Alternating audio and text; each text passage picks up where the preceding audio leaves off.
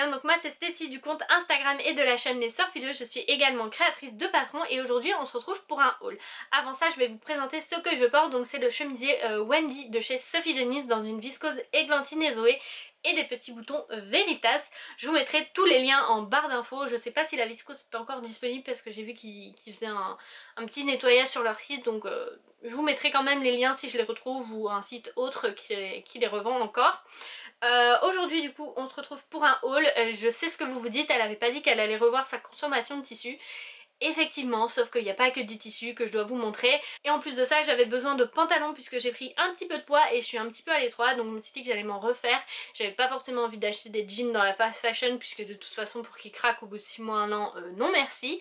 Et j'ai également acheté 2 petits bijoux puisqu'il y avait une offre chez Singer. Et donc du coup je vais vous montrer tout ça. C'est pas une collaboration, j'ai acheté ces machines de moi-même. Si vous ne l'avez pas vu du coup, Singer faisait une offre jusqu'au 30 octobre. Donc c'est encore disponible normalement quand vous verrez cette vidéo, où à l'achat d'une Futura 200 vous avez une surjeteuse pour 1 euro. Donc au lieu de dépenser 1200 euros, vous dépensez que 800 euros. Du coup c'était l'occasion. Et du coup je me suis dit que je pourrais également vous faire un petit comparatif avec ma Ambition 620 puisque je pense qu'il y a 200 euros d'écart. Donc voir quel point en plus elle a, etc. Si ça vaut le coup de mettre 200 euros en plus ou pas. Bon là vous avez la surjeteuse avec, donc forcément c'est plus intéressant. Mais voilà, je me suis dit que ça pouvait être sympa qu'on fasse ça. Dites-moi en commentaire si ça vous plairait. Donc la machine c'est celle-ci, donc c'est la Futura 200 comme je vous ai dit, c'est une machine électronique avec le boîtier canette intégré en fait dans la machine. Je préfère plutôt que les boîtiers de canettes à retirer, à mettre la canette dedans. Je trouve pas ça très pratique et puis je sais qu'il y a souvent des problèmes de tension avec ce genre de machine. Enfin, j'aime un petit peu moins et je sais qu'elles sont un petit peu plus difficiles à clipser, etc. Enfin bref. Je l'ai pas encore testé, je l'ai ouvert il y a 5 minutes pour tout vous dire. Moi je la teste pendant plusieurs mois et je vous fais un comparatif avec la Ambition 620. Soit je vous fais une vidéo simplement avis de la Singer avec une prise en main, etc. Dites-moi ce que vous préféreriez. Et la surjeteuse c'est celle-ci, donc c'est la Coverlock S14SH600 si je dis pas de bêtises. Elle est au prix de 400 euros normalement et c'est une surjeteuse 4 fils. Voilà, pareil je l'ai pas testé, je viens de l'ouvrir donc je pourrais pas vous dire si elle est bien ou non. C'est le premier prix Singer si je dis pas de bêtises. Et vous avez un cours offert artisan, je sais pas si c'est tout le temps, moi je l'ai eu. Normalement si vous allez en boutique Singer, vous avez également une formation, ils vous font la prise en main, ils vous expliquent comment régler la tension, etc.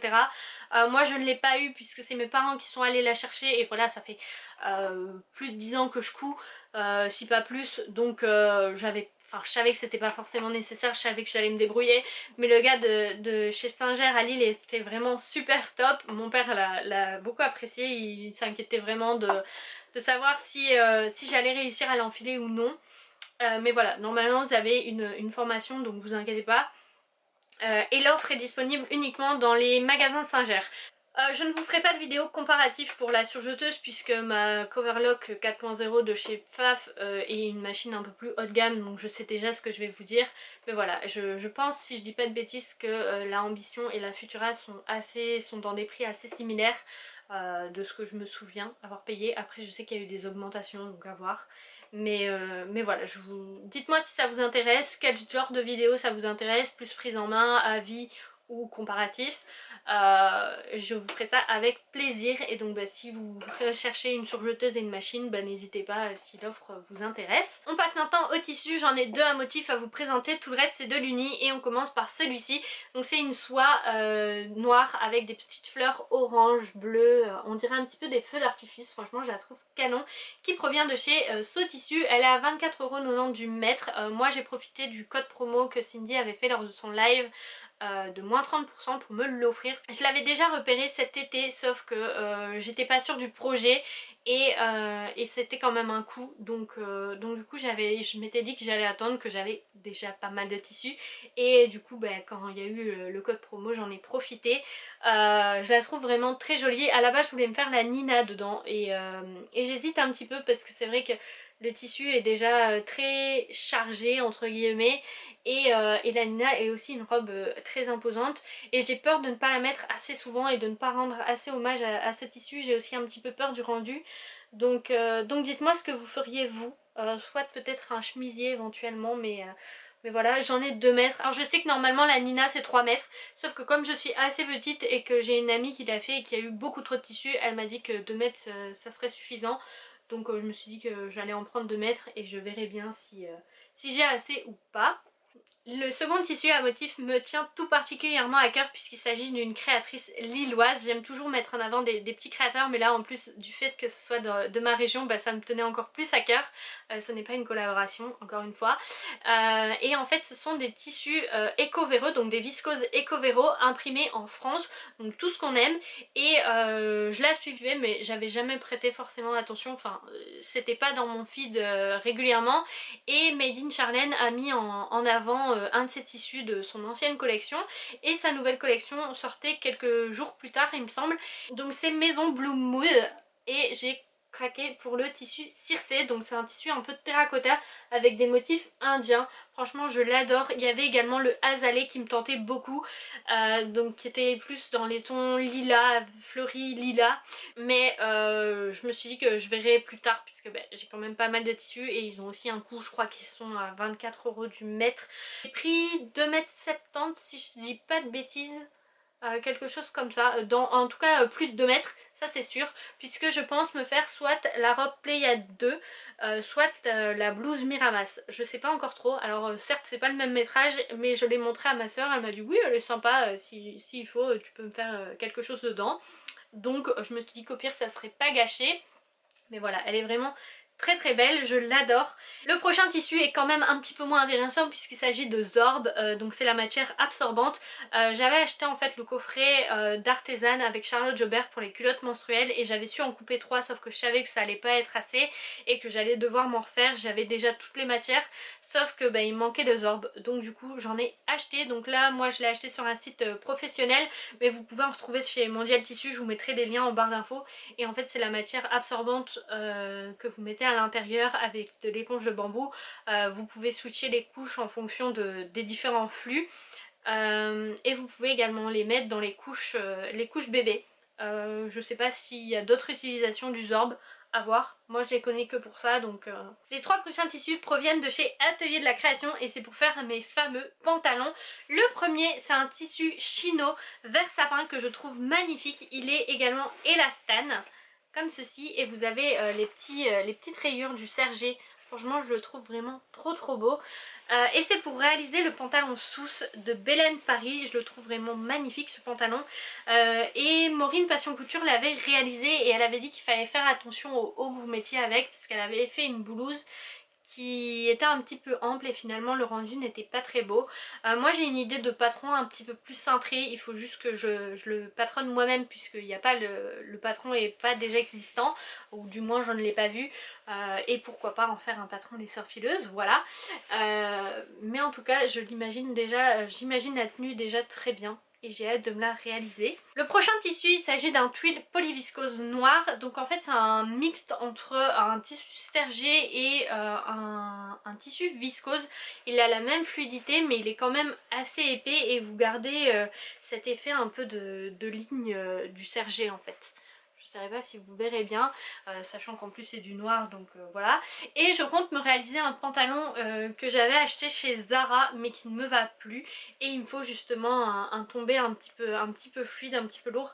J'avais déjà réalisé un pantalon dans ce même tissu mais en couleur beige et il était vraiment canon. Pareil je sais plus le mettre puisque j'ai un peu grossi. Et le deuxième c'est celui-ci, donc vous verrez peut-être davantage cet effet un peu sergé rayure que je vous parlais sur le noir. C'est la même matière, il n'y a rien à dire. En fait j'avais déjà acheté et si vous avez suivi mes stories vous connaissez déjà l'histoire, mais j'avais coupé un pantalon Victor dedans de chez Lénaline Pattern, sauf que je n'avais pas vu que les marges de couture n'étaient pas incluses et donc forcément ça n'allait pas. Donc du coup j'ai recommandé le tissu, je me suis dit que j'allais upcycler l'autre. J'avais pas encore cousu le pantalon donc c'était pas très grave. Je me suis dit que je pourrais potentiellement redécouper des pièces pour un sac ou autre, je trouverais bien. Et du coup j'ai recommandé le tissu. Cependant je sais pas si je vais réaliser le pantalon Victor puisqu'entre deux on m'a dit qu'il taillait pas très bien et qu'en plus de ça il était un peu compliqué. donc à voir. Si pas j'ai une autre idée, je verrai bien. C'est pas le genre de couleur que j'ai l'habitude de porter. Le premier que j'avais acheté, je pense qu'il était un peu plus foncé, mais voilà, il reste très très beau et au moins ça change, donc on verra. Faut juste que je trouve quelque chose à associer avec du coup. Le dernier tissu provient de chez Chemin du Tissu et j'étais un petit peu déçue de par le service client, je vous explique tout de suite. D'après ce que j'ai compris, c'est un monsieur qui tient un magasin de tissus et il y a un couple qui s'est associé à lui afin de proposer les tissus en ligne. Sauf que je pense qu'ils ne sont pas encore très bien organisés, puisqu'en fait j'ai commandé du coup mon tissu et j'ai reçu un mail me disant qu'il n'était plus de stock suite à de nombreuses commandes, etc. et qu'il serait de retour lundi. Est-ce que je souhaitais attendre ou est-ce qu'on envoyait le reste de ma commande, etc. Et à vrai dire j'ai même pas répondu puisque voilà, j'ai déjà pas mal de mails à traiter et ça me dérangeait pas, c'était pas urgent, donc soit. J'ai attendu et moi-même ça m'est déjà arrivé, notamment la semaine dernière où je suis partie en déplacement et j'ai eu une commande et où je pouvais pas l'envoyer puisque j'étais pas chez moi. Après voilà, je sais pas s'il y a eu un problème de stock et qu'ils avaient pas noté les quantités exactes qu'ils avaient, etc. et qu'ils se sont retrouvés avec trop de commandes pour pas assez de tissu.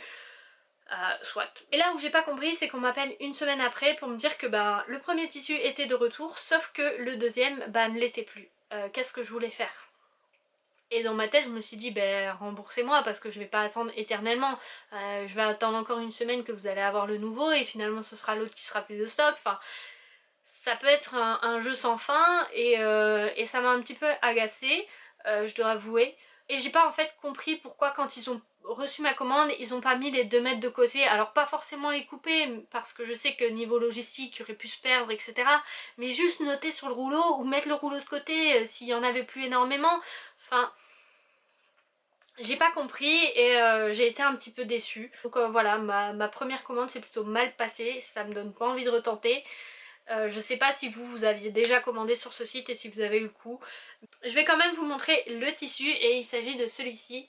Donc c'est un tissu sergé vert, il est vraiment de couleur gazon. Je le pensais quand même un petit peu moins flashy on va dire. Mais il est quand même très très beau et je pense me faire un blazer. Ce sera peut-être un prochain patron si je trouve pas le blazer que je souhaite. Mais à voir. Mais en tout cas il est vraiment très beau, je voulais me faire un blazer, j'avais l'idée d'un blazer depuis que j'étais partie en Espagne cet été, d'un blazer vert. Et donc du coup voilà, je vais me le coudre. La dernière partie, il s'agit de livres. J'ai un petit peu craqué, j'en ai acheté 6, mais il y en a que je voulais depuis longtemps et d'autres dont j'avais besoin, donc j'ai passé une très grosse commande. Donc le premier c'est celui-ci, donc c'est Mon atelier lingerie par Milena Sevet, qui est au prix de 29,95€ aux éditions La Plage. J'en avais beaucoup entendu parler, notamment par Virginie de l'Atelier de Vie qui en disait que du bien. Et un jour il y a une cliente qui est venue au magasin où je travaillais, elle l'avait avec elle et j'ai pris le temps de le feuilleter un petit peu.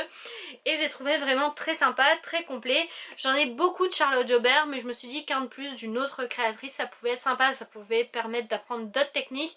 J'aimerais beaucoup approfondir la lingerie, c'est un domaine qui m'intéresse énormément, mais c'est vrai que je prends pas forcément le temps puisque voilà, je vais principalement dans les projets habillement où je connais, où je sais que je vais avoir plus rapide. Mais là c'est un sujet que j'aimerais vraiment plus approfondir en détail et j'espère avoir l'occasion. Et donc voilà, les modèles sont vraiment très sympas. J'ai eu l'occasion de le feuilleter un peu mais je me suis pas plus approfondie, je vous en dirai des nouvelles. En tout cas si vous voulez des vidéos avis sur des livres, n'hésitez pas à me le dire en commentaire. J'en ai pas beaucoup avec des patrons puisqu'en général tout ne me correspond pas, donc je préfère acheter des patrons PDF même si ça revient plus cher. Mais j'ai beaucoup de livres techniques, beaucoup de livres sur la lingerie, j'en ai quelques-uns quand même avec des modèles, donc n'hésitez pas à me dire si ça vous intéresse ou pas que je vous fasse des revues. Et je vous ferai ça avec plaisir. Le deuxième, je vous en avais déjà parlé, c'est celui de Charlène Plot, donc mon premier vestiaire à coudre aux éditions Solar. Il est au prix de 21,90€ et il y a 8 patrons de la taille 34 à 48. Je vous en avais parlé dans ma vidéo projet couture puisque je souhaiterais réaliser la veste turquoise qui est comme ceci. Donc avec ses fronces, etc. J'aime aussi beaucoup la jupe spinel avec des petites nouettes. J'ai essayé de vous la trouver assez rapidement.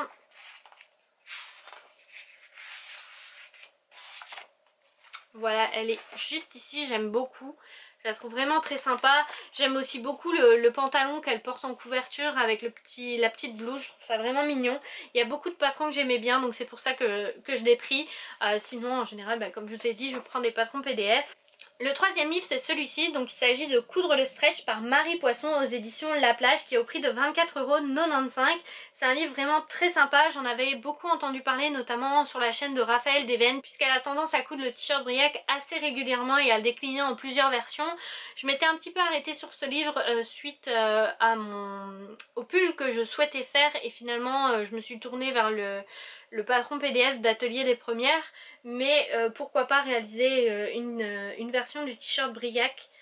Franchement je le trouve très sympa, vous avez plusieurs patrons qui sont déclinables, il y a aussi quelques techniques, notamment comment calculer une bande d'encolure, voilà, il y a des petits points techniques, je le trouve très sympa, je l'ai pas lu en détail non plus, mais je vous en dirai des nouvelles.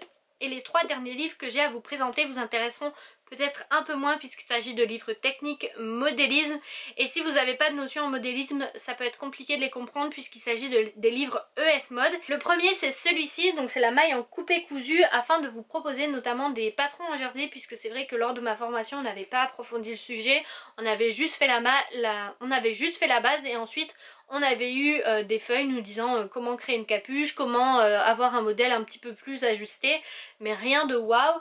Et donc je me trouvais assez limitée, je savais pas trop comment travailler ma base maille, et je me suis dit que ce livre allait pouvoir m'aider, notamment pour faire des pas de polo, et quand je l'ai feuilleté en fait il y a plein de trucs auxquels j'aurais pas forcément pensé faire en jersey et que je trouvais vraiment très sympa, donc à voir, pourquoi pas.